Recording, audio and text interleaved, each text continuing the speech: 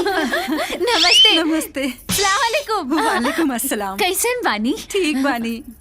पूजा, ये गीता है, ये और बजरंगी बचपन के दोस्त हुए, साथे पढ़ले लिखले हुए, पास के ही गांव में रहेली।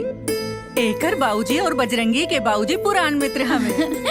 ई गाजर के हलवा ले आइल बानी बजरंगी खातिर। ओकरा के बहुत पसंद बा ना। कहाँ बा बजरंगी? दिखाई नहीं खन देत। पूजा जी। पूजा जी, आरा के इमरती बनवा के लिए आइल बानी आपके खातिर। खाई ना हमरे हाथ से। हाँ।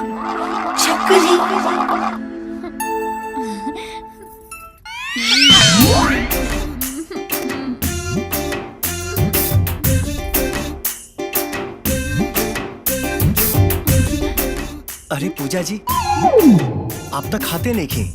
खाना नहीं। एक और ले ना। आपके हमार कसम। दहेजरा के नाती कसम दे दे के जलेबी खियावत हमें। हमार बस चलित ना त ई विदेशी बनरिया के यही जलेबी में माहौर मिला के खिला देती। बजरंगी, तरा हमरा पे भरोसा काहे नहीं खे?